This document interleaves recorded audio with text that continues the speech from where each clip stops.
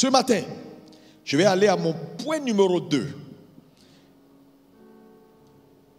Comment Dieu voit la vie? Ce point 2 est important dans le sens où elle nous conduit également à comprendre la pensée de Dieu. Parce que nous sommes arrivés sur le point, si voir la vie, alléluia, c'est la façon dont un homme voit la vie qui détermine l'approche qu'il a de la vie et les expériences qu'il vit. Alors, si nous voulons vivre la vie de Dieu, cette vie de gloire et de bénédiction, alors nous devons voir les choses comme Dieu. On a vu numéro 1, comment Dieu voit la vie. Genèse à Apocalypse, Dieu a toujours considéré la vie comme une épreuve, un grand test. En 2, Dieu voit la vie comme une responsabilité. Dis ça fort à ton voisin. Encore plus fort. Il faut bien m'écouter ce matin parce que c'est essentiel d'avoir la pensée éternelle de Dieu. C'est-à-dire nous restaurons la pensée de Dieu. Et quand vous allez commencer à avoir les vraies pensées de Christ, j'ai dit il y a des prières que tu ne feras pas. Ça, j'ai compris que quand vous voyez un homme qui est surnaturel, en réalité le surnaturel, ce n'est pas aller s'asseoir dans la forêt et puis parler avec des esprits. Et puis quand tu sors, ça fait c'est pas ça le surnaturel. Le surnaturel, à un moment donné, tes pensées deviennent les pensées de Dieu. Ta vue devient la vue de Dieu. Donc naturellement, le surnaturel s'attache à ton esprit. Il y a des efforts que tu ne fais plus. Quand tu penses, la chose est. Quand tu regardes, la chose est. C'est-à-dire tu vis dans quelque chose de différent. Ce n'est plus des efforts. Il y a des prières que tu ne feras plus.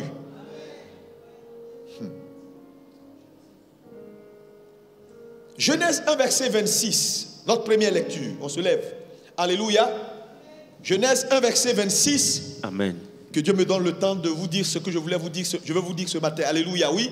Puis Dieu dit, oui. Faisons l'homme à notre image, selon notre ressemblance, et qu'il domine sur les poissons de la mer, sur les oiseaux du ciel, sur le bétail, sur toute la terre, et sur tous les reptiles qui rampent sur la terre. Merci. Le psaume 115, verset 16. Psaume 115, verset 16, oui. Psaume 115, verset 16. Psaume 115, verset 16, la Bible dit, les cieux sont les cieux de l'Éternel. Oui. Mais il a donné la terre au Fils de l'homme. Mais il a donné la terre au Fils de l'homme. Maintenant, terminons avec le psaume 24 à partir du verset 1 que vous connaissez tous, oui. Psaume 24. À l'Éternel la terre et ce qu'elle renferme. Oui. Le monde et ceux qui l'habitent. À l'Éternel la terre et ce qu'elle renferme, le monde et ceux qui l'habitent. Merci, asseyez-vous dans sa sainte présence. Alléluia. À l'Éternel. Est-ce qu'on peut répéter ensemble à l'Éternel? La terre et ce qu'elle renferme, le monde et ceux qui l'habitent. Alléluia. Et donc, lorsque nous allons à ces versets que nous venons de lire, nous nous rendons compte que Dieu est créateur de tout. La Bible déclare à l'Éternel les cieux et la terre, le monde et ceux qui l'habitent. C'est-à-dire Dieu est créateur, alléluia, du cosmos. Il est créateur de la terre matérielle. Il est également créateur du monde. Monde en termes de système. Pas système matériel, mais ensemble de savoir-faire et de savoir-vivre. Alléluia. Qu'importe ce qui compose le monde, Dieu en est le créateur. La Bible dit à l'Éternel la terre et ce qu'elle renferme, le monde et ceux qui l'habitent. Quand il parle du monde ici, il parle du système. Donc est-ce que tu peux lever la main droite et dire Dieu est propriétaire de tout. Et la Bible déclare donc qu'il a fait l'homme donc à son image et selon sa ressemblance. Donc Dieu t'a fait à son image et selon sa ressemblance. Maintenant, quelle est la conséquence du fait que Dieu t'ait fait à son image? C'est le fait simplement que Dieu est libre.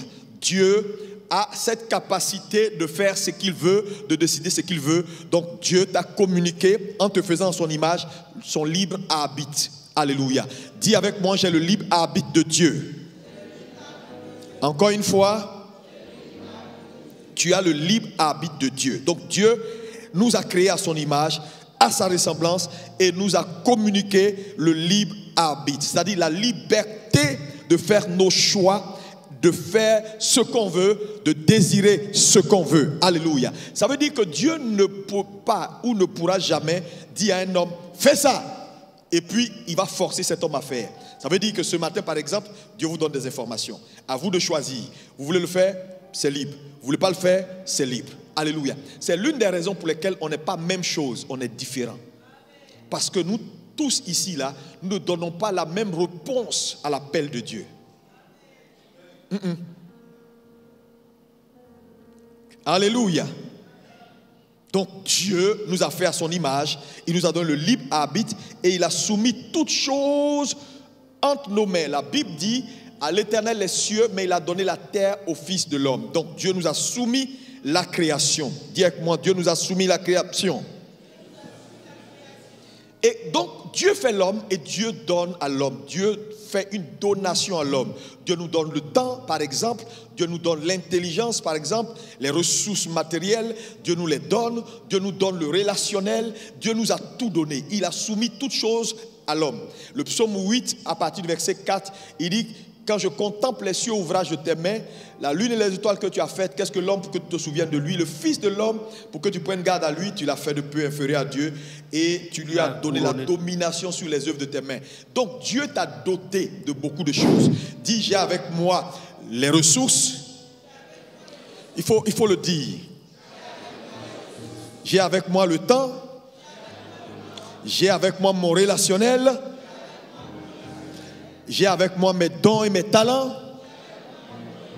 Toutes ces choses, Dieu te les a données. Dis-moi amen. Dis-moi amen. Et donc, Dieu ayant fait l'homme à son image et à sa ressemblance, Dieu donc par cela établit l'homme gestionnaire de sa création. Puisque Dieu est d'abord propriétaire de tout, créateur de toutes choses, il a soumis tout à l'homme. Il a donné à l'homme la domination et la gestion de toutes choses. Donc l'homme devient donc gestionnaire de tout. Dis avec moi, je suis un gestionnaire. Encore plus fort. Alléluia. Mais le point 1 ici que je veux que tu notes, c'est que le fait que Dieu t'établisse gestionnaire, alléluia, de tout ce que Dieu a créé, en même temps te confère ce qu'on appelle de la responsabilité. Alléluia. De la responsabilité. Parce qu'un gestionnaire a de la responsabilité. Pourquoi? Parce qu'en réalité, ce qu'il gère ne lui appartient pas. C'est le premier point que je veux que tu retiennes. J'ai établi que tout vient de Dieu. Dieu est créateur de tout. Il t'a soumis toutes choses. Il t'a donné toutes choses. Il t'a donné domination sur les œuvres de ses mains. Mais en même temps, le faisant, cela établit sur ta vie ce qu'on appelle une responsabilité, dans le sens où, bien que gestionnaire, ce que tu gères ne t'appartient pas. Donc, en point 1, tout être humain a une responsabilité vis-à-vis de Dieu.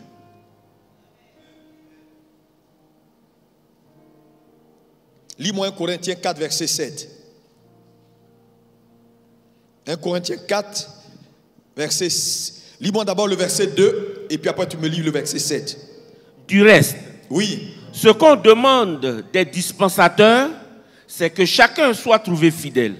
Ce qu'on demande des dispensateurs, ce qu'on demande du gérant, du gestionnaire, c'est qu'il soit trouvé fidèle. Mais le mot fidèle ici, il faut le comprendre. On dit le dispensateur, c'est-à-dire celui qui gère, celui qui a la responsabilité de la gestion. Ce qu'on attend de lui, c'est qu'il soit trouvé fidèle. Le mot fidèle ici, ce n'est pas oui, je suis fidèle. Non, fidèle ici, c'est responsable. Qu'il soit trouvé responsable. Quelqu'un me dit responsable. Oui. Le verset 7, oui. Car qui est-ce qui te distingue? Qu'as-tu que tu n'aies reçu? Et si tu l'as reçu, pourquoi te glorifies-tu oui, continue. Comme si tu ne l'avais pas reçu. Donc ici, la Bible nous dit, car qui est-ce qui te distingue? Qu'as-tu que tu n'aies reçu? Et si tu l'as reçu, pourquoi te glorifies-tu? Ici, il est en train de nous montrer simplement que, en réalité, il n'y a rien que tu peux avoir. Il n'y a rien que tu peux magnifier aujourd'hui. Il n'y a rien quand tu es devant le miroir et puis tu es là, alléluia, alléluia, alléluia. Il n'y a rien en fait. En réalité, tu n'es qu'un gestionnaire de quelque chose qui appartient à quelqu'un. Donc il te le dit ici. Mais il dit ce qu'on attend d'un vrai gestionnaire, c'est qu'il soit trouvé fidèle, qu'il soit trouvé responsable. C'est-à-dire trouvé à la tâche. Trouver à la tâche. Ce qu'il a fait, qu'il le fasse. C'est ça la fidélité. La responsabilité. Est-ce que ça va? Donc, vu tout ce que je viens de vous dire, vous devez donc comprendre que dans la pensée de Dieu, la vie est une responsabilité. Quand Dieu vous regarde, Dieu vous tient responsable.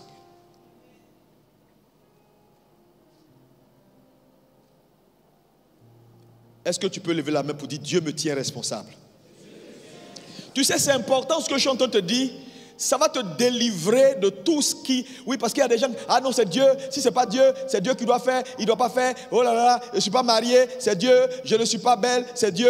Dieu lui-même, pourquoi il n'a pas fait? Il a fait hier. Il n'a pas fait aujourd'hui. Oh Dieu, oh Dieu. Quand ça ne va pas, c'est Dieu. Quand c'est mauvais, c'est Dieu. Quand quelque chose arrive, c'est Dieu. Quand quelqu'un, son pied est cassé, c'est Dieu. Quand il y a un accident, c'est Dieu. Tout est Dieu. Le pauvre Dieu. Oubliez-le un peu.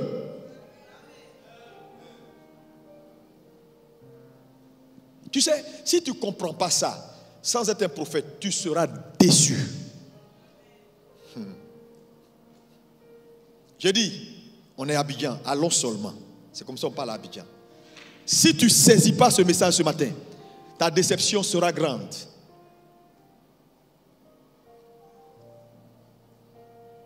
Donc la vie, dis avec moi, la vie est une responsabilité.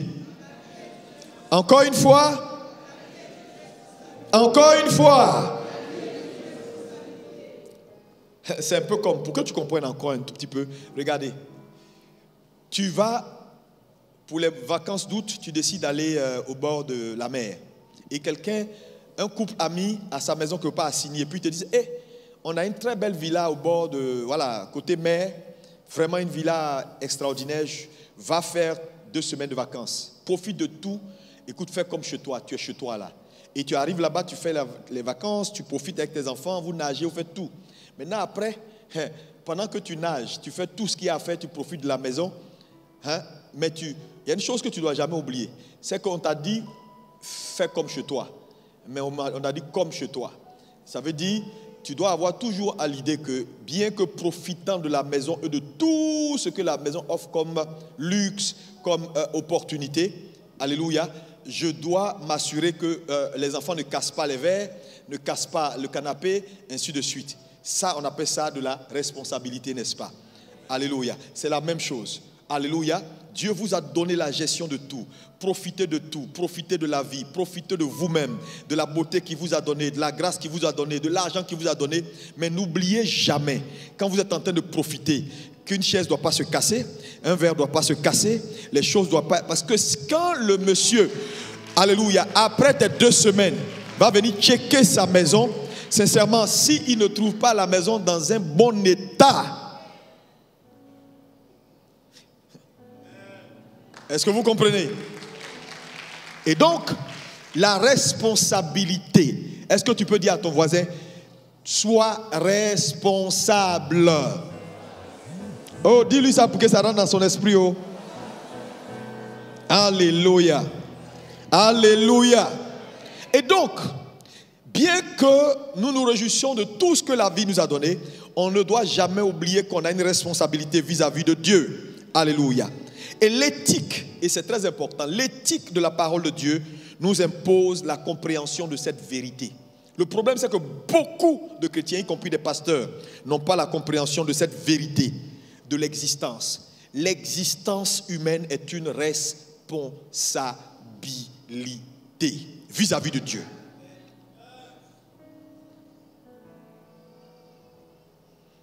Nous sommes gérants. Si nous sommes gérants, ça veut dire rien ne nous appartient. Si rien ne nous appartient, ça veut dire que nous avons de la responsabilité vis-à-vis de celui à qui tout appartient. Maintenant, lorsque nous revenons à Matthieu 25, à partir du verset 14, je vais vous faire ressortir quelques vérités qui sont essentielles. Matthieu 25, 14, vous connaissez le texte. On va juste lire quelques éléments et je vais paraphraser le reste. Oui, Matthieu Amen. 25. Il en 14. sera comme d'un homme qui, partant pour un voyage, appela ses serviteurs et leur remit ses biens. Il donna 5 talents à l'un, 2 à l'autre et 1 au troisième. À chacun selon sa capacité, et il partit. Aussitôt, celui qui avait reçu les 5 talents s'en alla, les fit valoir et il gagna 5 autres talents. De même, celui qui avait reçu les 2 talents en gagna 2 autres. Mais celui qui en avait reçu qu'un alla faire un creux dans la terre et cacha l'argent de son maître. Longtemps après, le maître de ses serviteurs revint et leur fit rendre compte. Celui qui avait reçu les 5 talents s'approcha en apportant 5 autres talents et il dit, « Seigneur, tu m'as remis 5 talents. Voici, j'en ai gagné 5 autres. » Son maître lui dit, « C'est bien, bon et fidèle serviteur. Tu as été fidèle en peu de choses. Je te confierai beaucoup. Entre dans la joie de ton maître. » Merci, on va s'arrêter là parce que c'est pratiquement le même verdict pour le deuxième et à une différence près pour le troisième. Alléluia. Amen. Merci.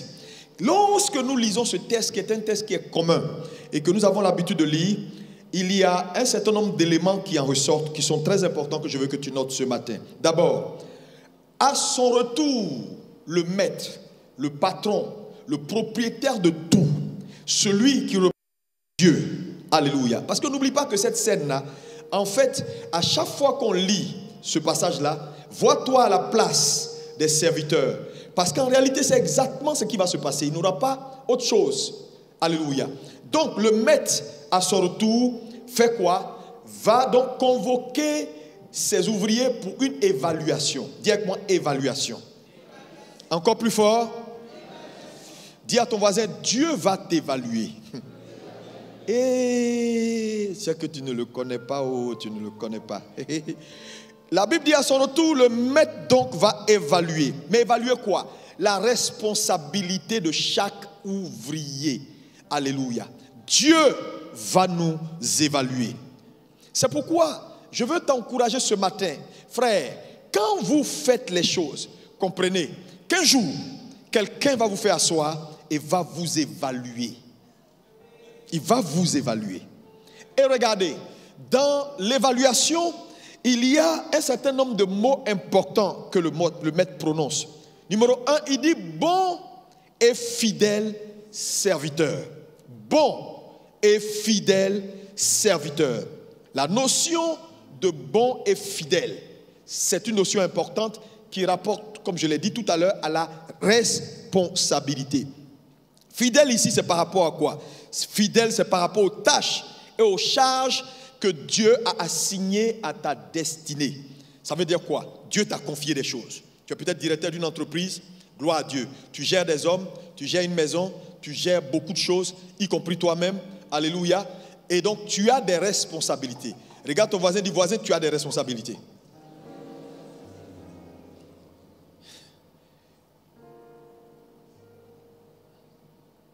Et les charges que Dieu t'a confiées. Donc quand il parle de bon et fidèle, ça veut dire que tu as tenu tes charges. Tu as tenu tes charges. Bon et fidèle. Donc la notion de bon et fidèle, ce n'est pas une notion humaine. Dieu a sa façon.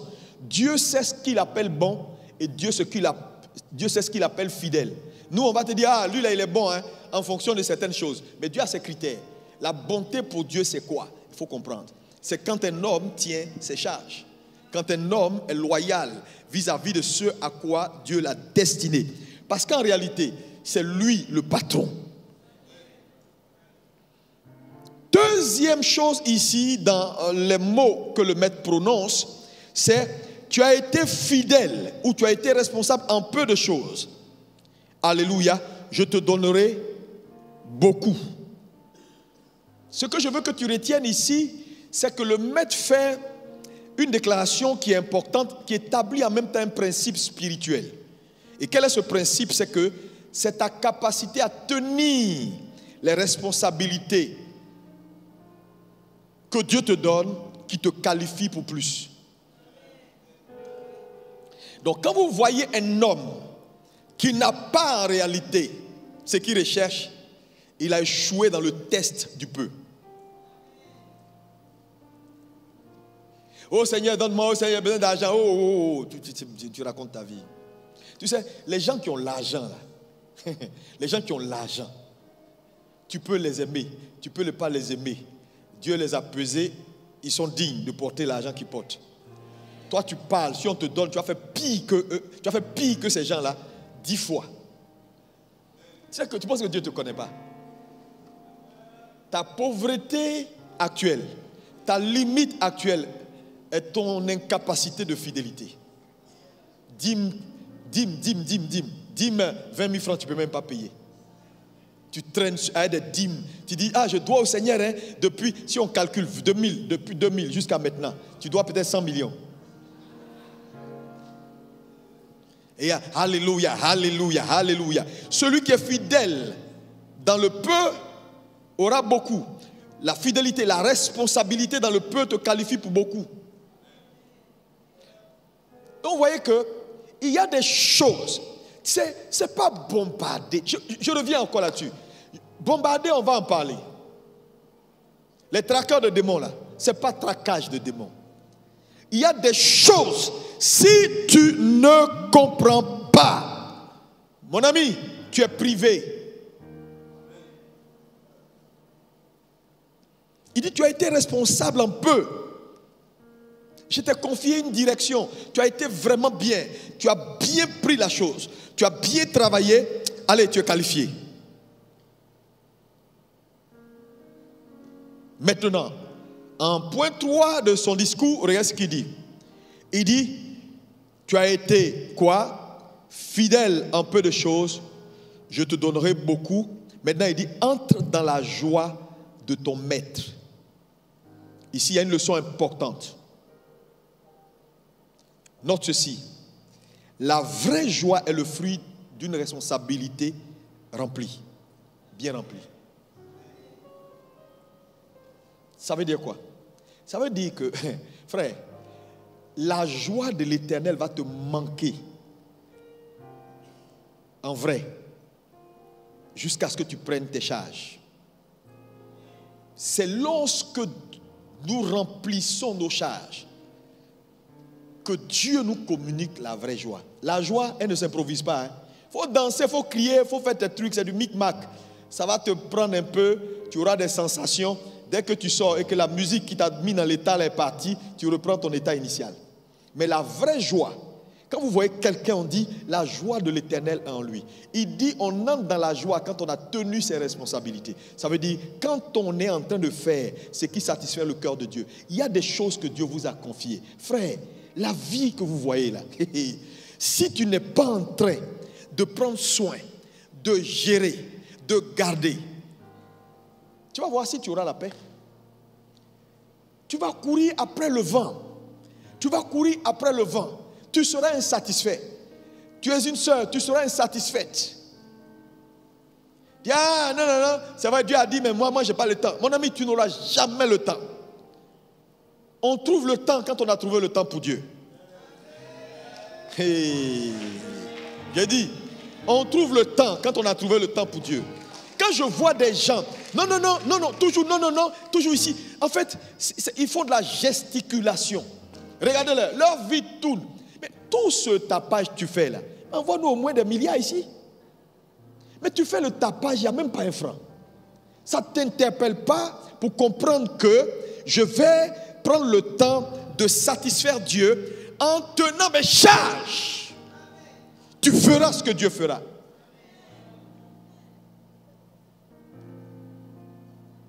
La vie est une responsabilité. Dis avec moi, elle est une responsabilité. Oh, plus fort.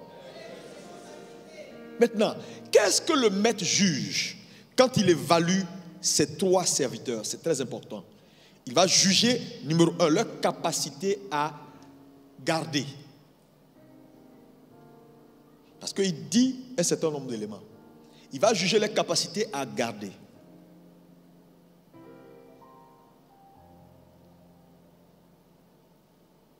Dis avec moi, garder. Il faut garder ça en mémoire. Ce que je suis en train de te dire là, c'est des points importants. Ça va t'aider à comprendre la suite de mon message. Donc, leur capacité à garder, c'est ce qu'ils jugent. Je t'ai donné, parce qu'il dit, je t'ai donné 5. Le gars dit, tu m'as donné 5. J'ai gardé les 5. En 2, j'ai fructifié les 5. Donc, en 2, les capacités à bonifier. Et en 3, les capacités à rendre avec fidélité compte. Parce qu'il n'y a pas de responsabilité sans compte rendu.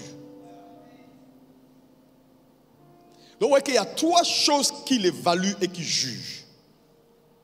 Et il n'y a pas un homme qui est devant moi qui va échapper à ça. Parce qu'il n'y a pas quelqu'un qui n'a pas reçu de Dieu. Je parle de ton temps, par exemple. C'est un investissement que Dieu a fait. Donc, le temps n'est pas juste quelque chose qui passe. Mais notre compréhension de la gestion du temps que Dieu nous a donné comme un allié important est déterminant. Si tu passes ton temps à causer, rire, t'amuser, faire d'autres choses, les ressources que Dieu te donne, Dieu va t'évaluer.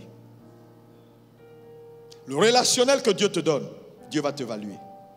Tout.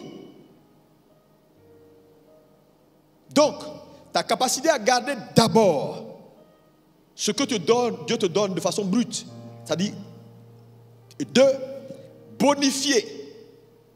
Et toi, fais un compte rendu fidèle.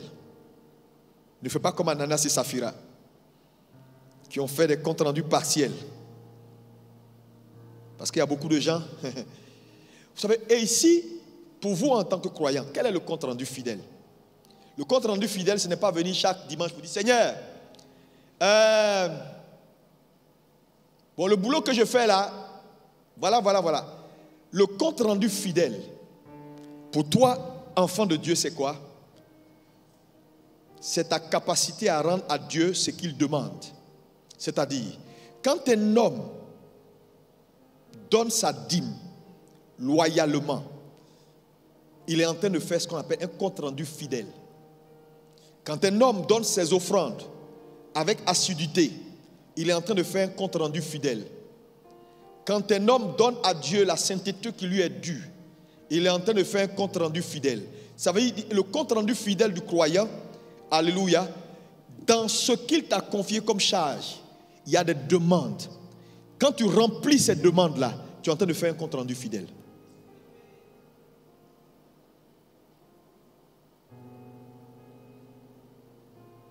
Sinon, tu n'es pas un bon gestionnaire. Cette semaine, par exemple, je vous pose la question. Qui a mangé ce qui appartient à Dieu? C'est-à-dire Dieu, quelqu'un t'a béni, t'a donné 10 000. Tu n'as pas donné 1000 francs à Dieu. Parce que tout ce qu'un homme reçoit, il y a une part qui revient au Seigneur. Il y a des mains levées, il y en a qui ont honte de lever leurs mains parce qu'ils sont infidèles en tout, même mensonge dans la présence de Dieu. Nous tous, à un moment donné, on a omis de rendre à Dieu quelque chose qu'on ne lui a pas rendu. Alléluia. Une louange, une gloire, un honneur, on a gardé par revers soi, on a trouvé qu'on va dire toujours Dieu est bon, Dieu, merci Seigneur, toujours. J'ai dit ça hier, c'est bon, allez. Est-ce que quelqu'un comprend mon message ce matin? Dis à ton voisin, tu seras jugé et évalué. De la façon dont tu mènes ta vie, parce que cette vie a des conséquences éternelles. Lis-moi Luc 12, verset 48. Luc 12, verset 48, rapidement. Luc 12, 48. Mais celui qui, ne l'ayant pas connu, a fait des choses dignes de châtiment, sera battu de peu de coups. On demandera beaucoup à qui l'on a beaucoup donné. On demandera beaucoup à qui l'on a beaucoup donné. Et on exigera davantage de celui à qui l'on a beaucoup confié. Et on exigera davantage. Frère, ce n'est pas moi qui ai écrit ce verset. Regarde ton voisin, dis-lui, Dieu te demandera beaucoup parce qu'il t'a beaucoup donné. Luc 16, 11. Oui. Luc 16, 11. Si donc vous n'avez pas été fidèles dans les richesses injustes, qui vous confiera les véritables? Qui vous confiera? Donc l'infidélité, l'incapacité à tenir le peu que Dieu te donne va te disqualifier. Et beaucoup de gens sont disqualifiés dans la vie et ne s'en sortent pas dans la vie parce qu'ils croient simplement que ça soit dans une église bombardée ou avoir un pasteur qui a une onction terrible est suffisant. Le problème, c'est que son onction terrible ou sa capacité d'enseigner avec exactitude va juste t'aider à prendre conscience que tu as des charges à tenir. Mais son onction ne va pas venir tenir les charges là à ta place. Si tu ne comprends pas ça aujourd'hui, tu n'as pas compris l'évangile. C'est pourquoi j'ai horreur de tout ce qui est évangile qui enlève aux hommes leur responsabilité. Acclame bien, acclame mieux.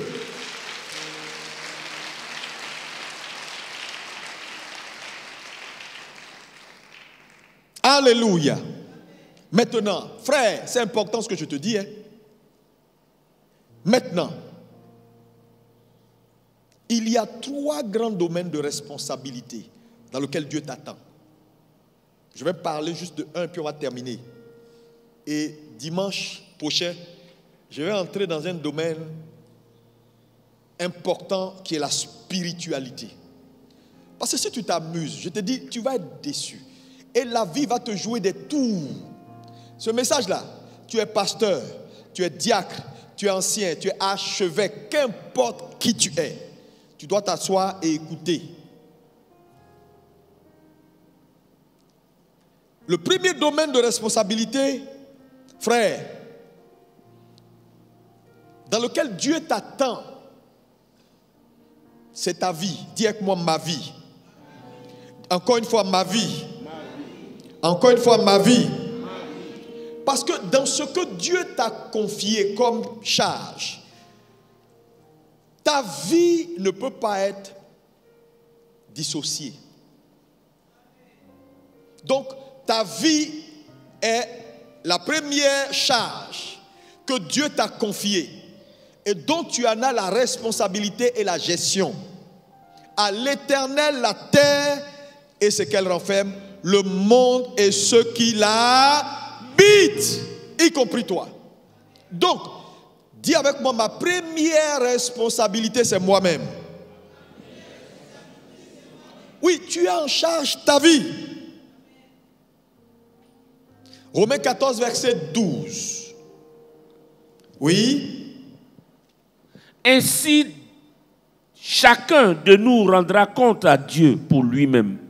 Ainsi, chacun de nous, dis-moi, je vais rendre compte à Dieu. Je vais rendre compte à Dieu. Pour moi-même. Pour moi-même. C'est les gens aiment bien tous les messages qui disent Dieu va faire Alléluia. Il te donne des milliards dans 2 jours. Alléluia. Alléluia. Dis, je vais rendre compte à Dieu. Encore une fois. Encore une fois. Ça, c'est le point que je vais toucher. Mais ce point est en 2 aspects majeurs.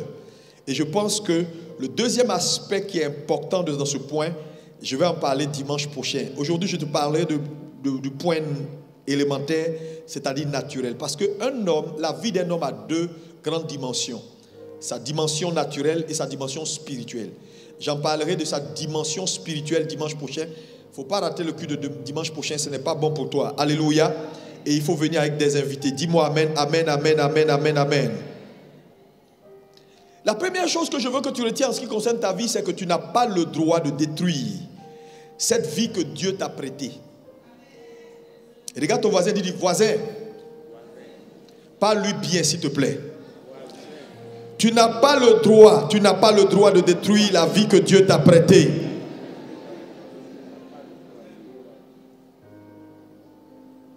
Tu n'as pas le droit de vivre cette vie-là comme tu veux.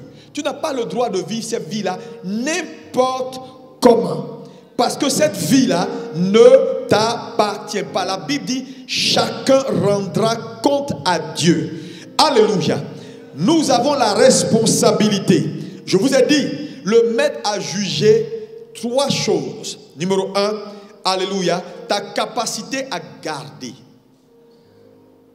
2, ta capacité à bonifier. 3, ta capacité à rendre compte. Donc, d'abord pour la vie que tu as, toi, frère Mathieu, Conan, Pascal, ou frère Tan, ou sœur Tan, cette vie-là, alléluia, tu as la responsabilité de la garder. Et regardez le comportement des gens, les gars. Il faut qu'on se parle. Parce que ça ne sert à rien les gros messages. Regardez le comportement des gens. Regardez la façon dont ils vivent leur vie. Regardez leur approche des choses de Dieu. Tu veux voir si un homme prend sa vie au sérieux? Il faut venir dimanche prochain à l'église. Le culte commence à 7h30. Mets-toi à la poste. Et puis, il faut compter ceux qui seront en salle, assis à 7h30, 00. Et puis tous ceux qui vont rentrer après 7h30. Tu sauras quelle est leur philosophie. Maintenant, l'autre dimanche qui suit annonce que le président de la République sera assis ici. Tous ceux qui viennent à 7h30 et qui sont déjà assis ont 50 millions, 50 millions, 50 millions. À 1h moins 15, il n'y aura pas de place assise dans cette salle. Ils vont s'asseoir ici, dormir pour attendre 7 heures. Tu vas voir réellement ce que chacun réellement poursuit. Responsable, ancien. Tu sais, ça fait rire, mais ça fait pitié. Ça fait pitié. Et vous êtes surpris quand vous ne voyez rien dans vos vies. Et vous êtes là tout en temps. Je te dis, tu ne verras rien. Si Dieu est assis sur son trône, il faut continuer à faire ce que tu fais. Il ne faut pas prendre le temps de t'asseoir pour dire, moi-même là, il faut que je comprenne. Ce n'est pas de la théorie. Il faut que je change.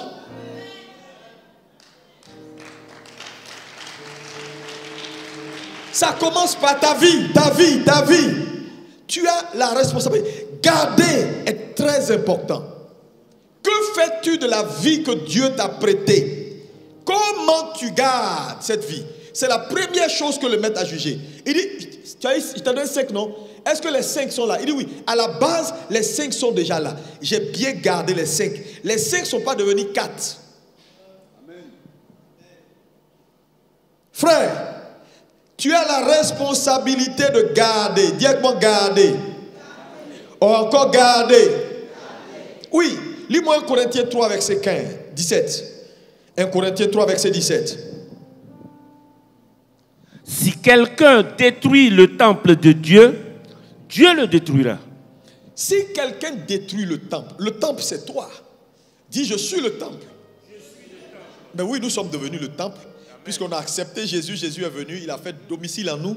Il dit, vous êtes le temple. Il dit maintenant, si quelqu'un, c'est-à-dire le temple que tu es devenu là, il dit, si tu détruis le temple là, Dieu va te détruire. Parce qu'en réalité, ça ne t'appartient pas. Et là, ton voisin dit, ta vie ne t'appartient pas. Ta vie ne t'appartient pas. Tu n'as pas le droit de la vivre n'importe comment. Tu n'as pas le droit de la vivre n'importe comment. Merci, pasteur. Parce que Dieu va te détruire si tu détruis sa maison. Mais comment on détruit le temple? Quand on refuse de garder le temple, on garde quoi? En point 1, frère. En point 1, dis avec mes choix de vie. L'élément numéro 1 ici sur lequel je veux parler un tout petit peu, c'est d'abord tes choix alimentaires.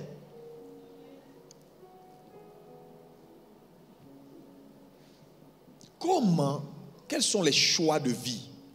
Parce que tu sais, je veux te dire, à un moment donné dans ta marche, tes parents vont te lever. Quand tu vas atteindre la maturité, tu vas prendre en charge ta vie. Dès que tu prends en charge ta vie, tout est sous ta responsabilité.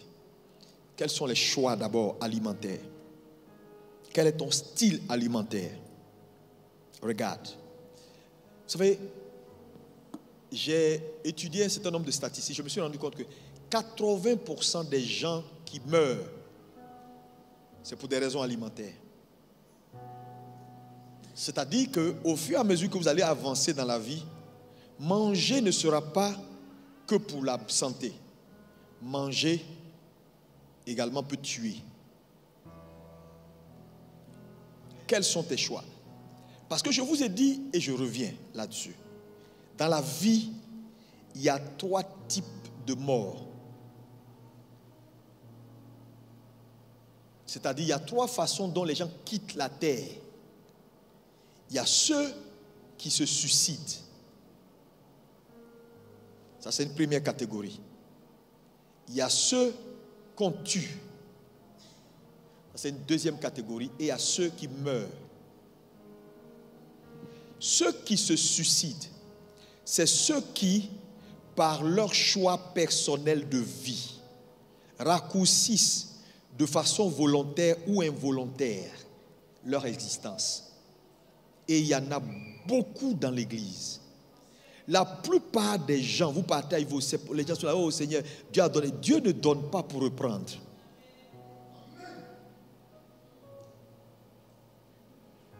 Si vous n'êtes pas... J'ai dit, ce que je vous dis là, il faut m'écouter.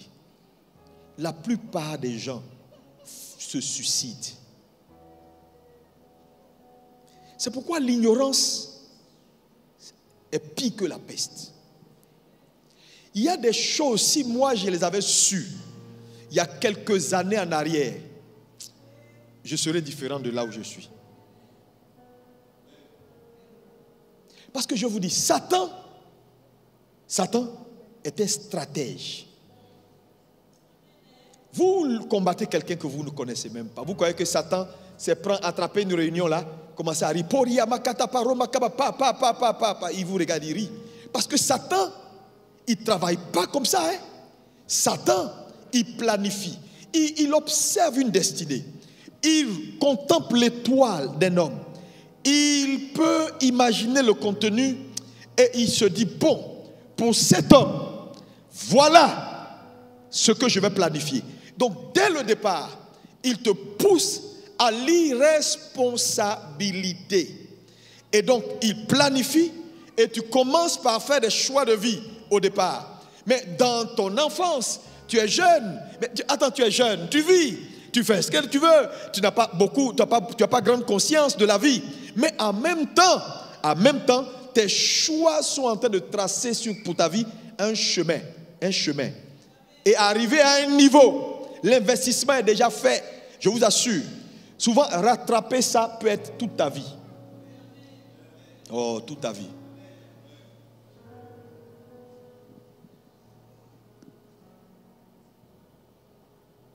Toute ta vie. Beaucoup d'hommes se suicident par leur choix.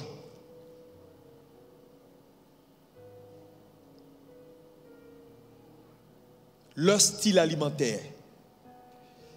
Regardez, la plupart des problèmes de AVC, les gens tombent malades, on dit son côté est paralysé, sa bouche est penchée et toutes ces choses-là. Ok. Tu as dit, oh Satan. Je te dis, il faut qu'on arrête de se mentir. Tu vas voir que la plupart des gens, ils mangent n'importe quoi. N'importe comment. Ils vont prendre GABA, ils vont mettre l'huile noire, on dit c'est huile de moteur. Moi j'aime ça au quartier. Et puis ils s'empiffrent. Et il ne fait jamais d'examen pour voir son mauvais cholestérol. Grandit. Ses veines sont C'est-à-dire ils sont obstrués, fermés. Et comment à se fermer? Il y en a là, si tu vas faire un examen, tu seras étonné de toi-même au niveau où tu es actuellement. Et demain, il y a un problème, sa bouche est tordue, on dit, ah, les sorciers l'ont attaqué. Il bouffe n'importe comment. Il y a des signes. Il grossit, il pense que grossir c'est bon. Qui t'a dit que grossir est bon? Plus tu grossis, plus tu t'exposes aux différentes sortes de maladies. Tu es là, tu bouffes. Ton ventre gonfle. Tu crois que ça fait rire. Tu es riche, tu n'es pas riche. J'ai dit, quand ça va péter sur toi, c'est là que tu vas comprendre ce que je te dis. Tu amasses des graisses. Attends, pourquoi à un moment donné tu ne t'assois pas pour réfléchir? Dis-moi, depuis que tu vis là, il y a peut-être des cas d'exception. Est-ce que tu as déjà vu un vieux qui est gros? Les gens qui vieillissent ne sont pas gros. Regarde comment tu es devenu. Demain, on va venir dire, oui, il était à l'église. Il priait. Laissez Dieu tranquille. Non, je te dis ça parce que je te dis, je ne vais pas t'écouter si tu commences à entrer dans tes considérations. Je ne vais pas t'écouter. Je vais avoir de la compassion parce que la compassion fait partie de ce que Dieu nous a donné. Mais la compassion, ça ne change rien. On sera désolé, on aura de la compassion. Mais à part ça, Dieu continue. Ne sois pas une victime. Regarde ton voisin, dis-lui, ne sois pas une victime. Dis-lui ça, oh, dis-lui ça. À cet âge-là, tu es en train de vieillir. Regarde, tes cheveux sont en train de blanchir. Tu manges à minuit, à 2h du matin, à 3h du matin. Ton ventre est gonflé. Quand tu dors, tu n'arrives pas à respirer. Après, tu dis, il y a des esprits qui t'ont étouffé la nuit. C'est la nourriture que tu as mangée qui t'a étouffé.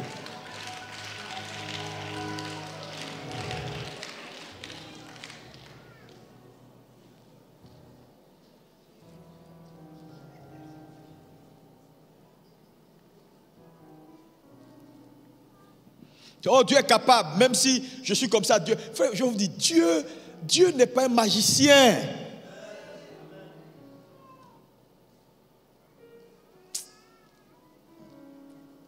Prends soin de toi. Dis avec moi, je prends soin de moi. Encore une fois. S'il faut aller voir un diététicien qui va t'expliquer les choses, va voir un diététicien qui t'explique les choses. Et que cette vie que Dieu t'a confiée, qui est une vie qui t'a prêtée, c'est un prêt. Si tu détruis cette vie, si tu te suicides avant le temps, Dieu ne va pas t'empêcher de partir. Non, tu vas partir. La plupart des gens qui meurent plein, jeunes et tout ça, frère, c'est des choix de vie. C'est des choix de vie, c'est des choix de vie, c'est des choix de vie, c'est des choix de vie. Dieu a dit, tu rentreras dans ton sépulcre dans la vieillesse. C'est écrit, sa volonté c'est que tu vois les enfants de tes enfants, les petits-enfants de tes petits-enfants. Pourquoi aujourd'hui, les gens meurent vite? Quelqu'un, un païen, j'ai dit ça m'a surpris, un païen a dit, il faisait une émission et puis il a dit, quelqu'un qui part avant 120 ans, est mort prématuré. Et comment un païen peut réfléchir comme ça? Il dit, un homme qui meurt avant 120 ans est mort prématuré. Il ne connaît pas Dieu. Il ne connaît pas Dieu. On peut encore changer la donne. Regarde ton voisin, dit, tu peux encore changer la donne. Peut-être qu'actuellement tu vas bien. Il faut te préparer. Parce que l'affaire là, c'est sérieux. Il faut prendre le temps de comprendre que désormais dans ta bouche là, n'importe quoi ne peut plus entrer. N'importe quoi ne peut plus sortir. Tu dois faire gaffe.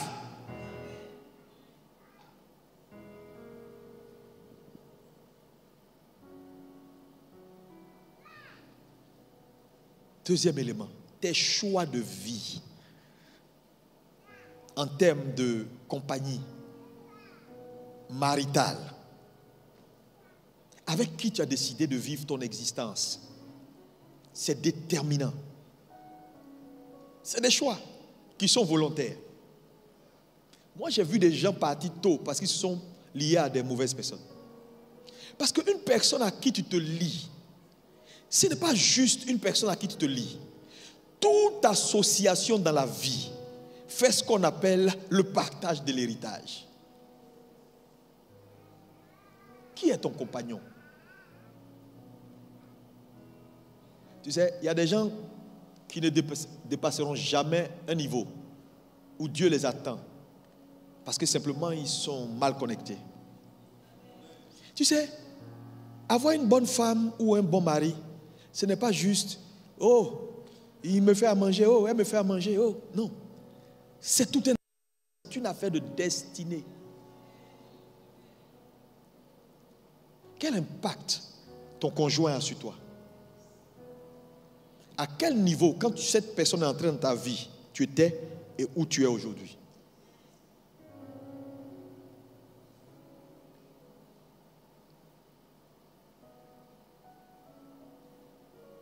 Les choix d'association. Quelles sont les 5 personnes les plus importantes de ton répertoire qui sont avec toi matin, midi, soir et qui parlent avec toi? Dis-moi qui ils sont. Je vais regarder leur vie et je te dirai probablement où tu arriveras.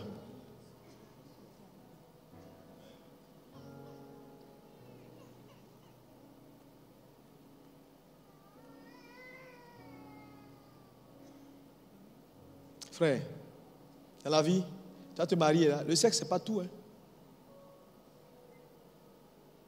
C'est pourquoi on ne marie pas le présent d'un homme, on marie son futur.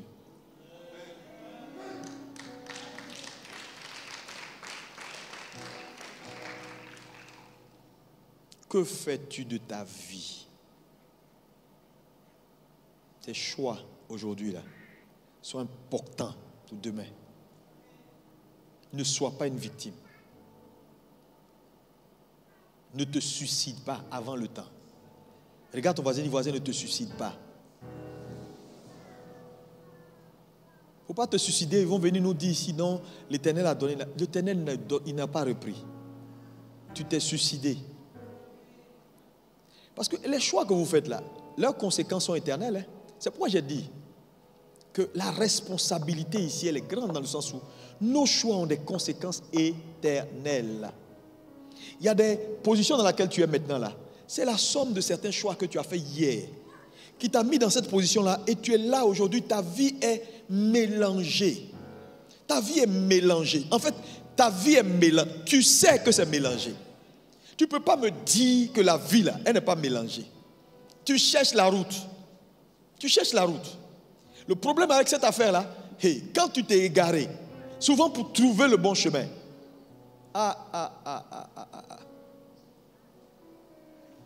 mais vous savez, les hommes disent souvent que l'habitude est une seconde nature, dans le sens où, quand tu as pris certaines habitudes pour t'en défaire, c'est très, très, très pénible et difficile.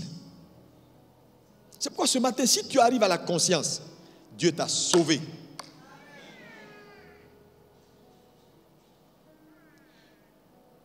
Ouais. Je vais exiger désormais de tous mes collaborateurs proches de faire un certain nombre de choses. Par exemple, chaque janvier, tout le monde va faire défiler son bilan médical sur ma table. Je ne veux pas demain, ils vont venir me raconter des histoires à droite et à gauche. Tout le monde. Tu travailles, tu es dans l'église, tu es à un niveau, tu viens déposer ton bilan médical. Si on voit qu'on te balance ailleurs, on te dit, mets-toi dans un coin, règle ton problème, et puis tu viens nous rejoindre. Les gens vont marcher là, ils font n'importe quoi, ils vivent leur vie comme ils veulent, ils se rentrent ici, ils sortent ici, ils ne dorment jamais, ils sont tout le temps pour boire café noir, ils dorment à 4h du matin, ils se réveillent à 6h, ils viennent à l'église, alléluia. Tout le monde croit qu'il est sérieux. Demain, pouf, il a un problème. On va dire l'église. Et l'église. Et l'église. Mais l'église est là. Et l'église est là.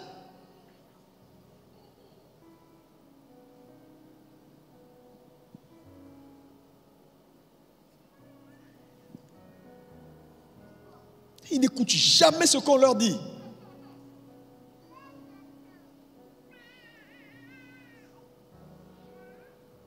Tes choix d'expression, quand je parle d'expression, ce que vous rachetez au quotidien, comme pensée,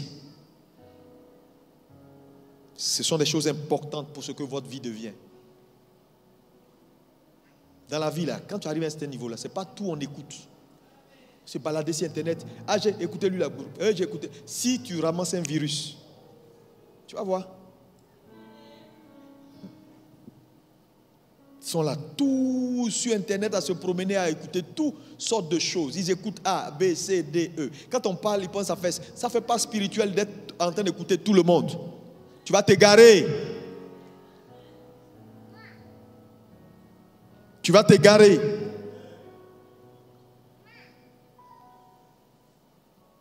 À quoi tu exposes tes oreilles détermine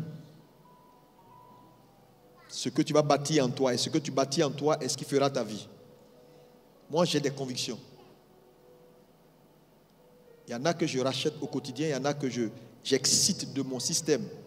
Parce que ça ne peut plus m'accompagner là où Dieu veut que je sois.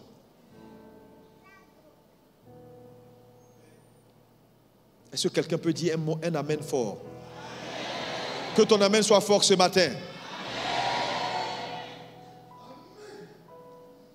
Fais attention. Aujourd'hui sur Internet, il y a du tout. Les gens sont prêts à avoir de l'argent pour tout, je te dis.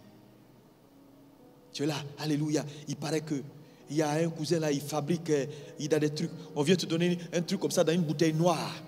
Le truc est tout noir. On dit c'est écorce d'arbre. Si tu bois ça, tu as la force. Tu t'as attrapé ça, tu bois. Tu ne sais même pas comment la chose a été faite.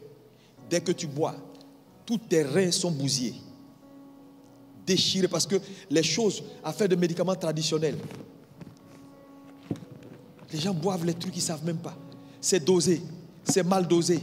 Ah non, non, non, il paraît. Mais est-ce que quand tu bois, tes reins doivent filtrer. Ça va déchirer tes reins. Quand tu vas aller faire tes études, on dit, ah non, mon ami, tu es en train d'approcher insuffisance rénale. Au nom de Jésus, Saint-Esprit, je te bénis, je te purige. Tout ça, c'est terminé.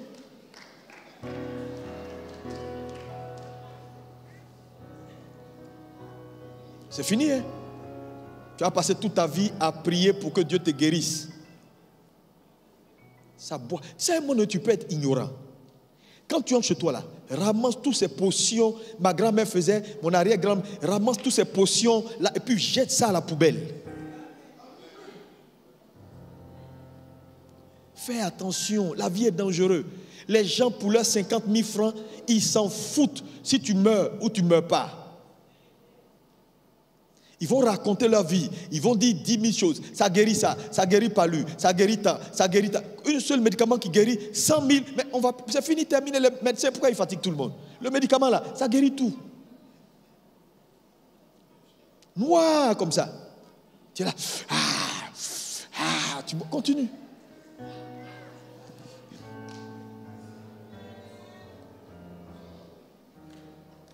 Je dis parce que ça, c'est pas spirituel. C'est spirituel. Il ne faut pas te suicider pour rien. J'ai la responsabilité de te dire.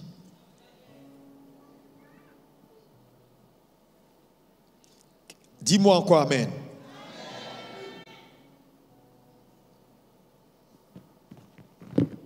Tes choix d'exposition.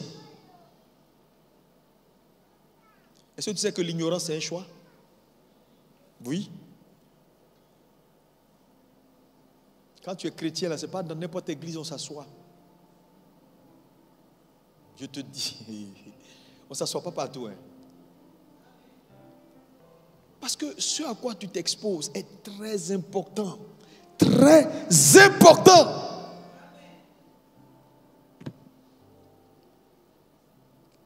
Bâtir son âme par la connaissance vraie, juste et équilibrée. Il ne faut pas te laisser Non, non, non, non, trompé.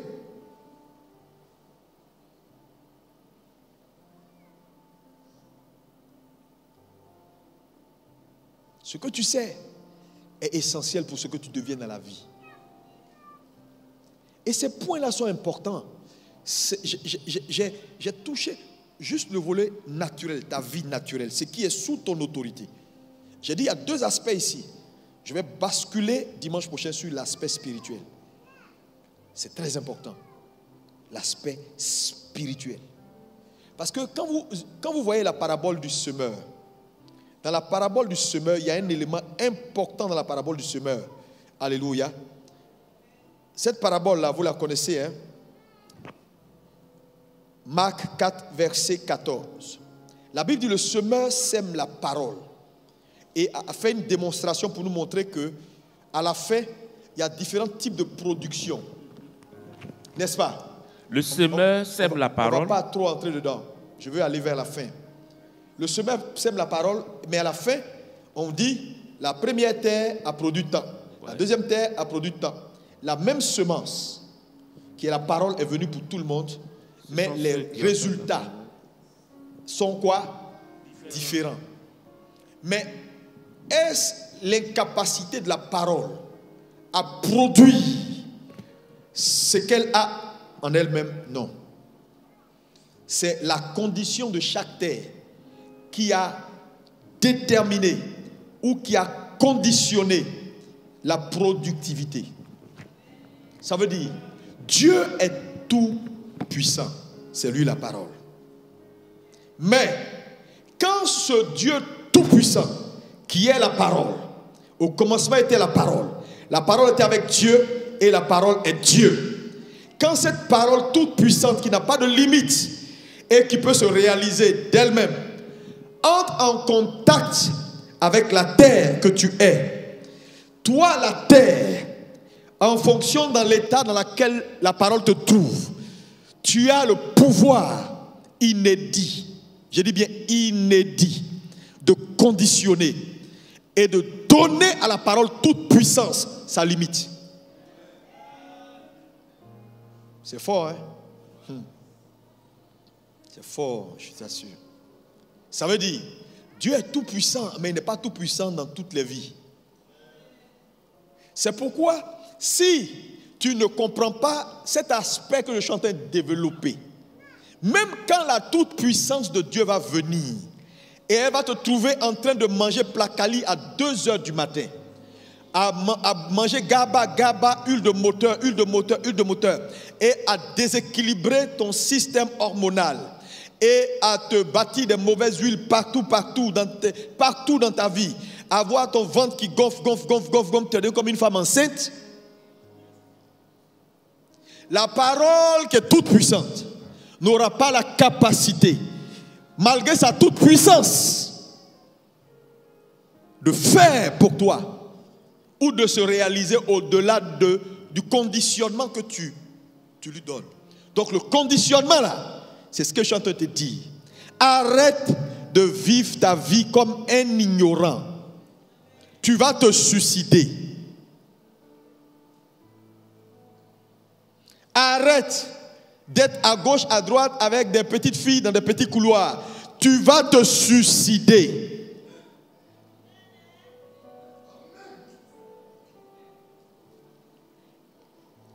Faut dire à ton voisin, arrête. Parce qu'elles vont venir te blaguer pour rien du tout. Te faire croire que sans elles, tu ne peux pas vivre. Faut mourir, tu vas voir. Elles vont vivre.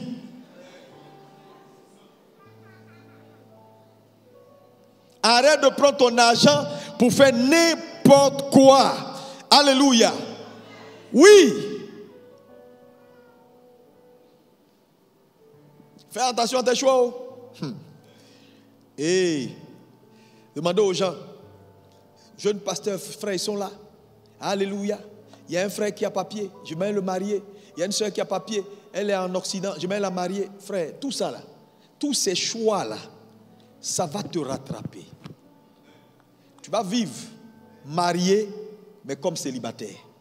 Mais la conséquence de ça, c'est que ça va t'exposer. toute ta vie. Tu vas dire, mais Seigneur, vraiment ma vie là. Frère, ce sont tes choix, non? Ce sont tes choix. Hein? Ce matin, est-ce que quelqu'un veut prendre conscience? Est-ce que quelqu'un veut prendre conscience? Est-ce que quelqu'un veut prendre conscience? Il y a des gens ici, des soeurs ici.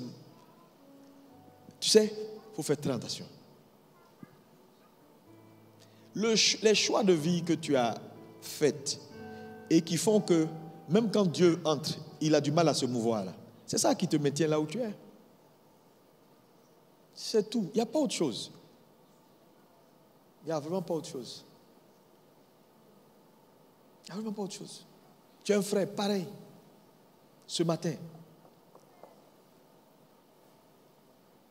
Il y a des gens ici. Pour l'argent, ils sont prêts à tout. Des sœurs. Comment toi, sœur, pour l'argent, tu sois des païens. Tu sais, des gens. Païens, l'argent. Bon, je veux l'argent. Ils sont cachés dans l'église, ils sont cachés dans des coins. Dès qu'on dit, ma soeur, tu habites où? Ah, personne ne doit savoir où il habite. Cette soeur habite parce que chaque 3 jours, il y a des grosses voitures qui viennent garer.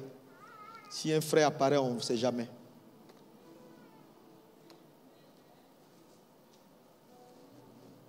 Tu es là. Il ne faut pas te suicider.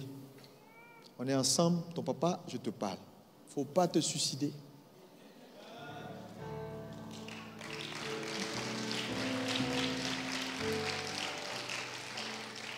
Dimanche prochain, je vais te parler sur l'aspect spirituel. Je veux te montrer que la vie est mystérieuse. Quand tu n'as pas la bonne exposition.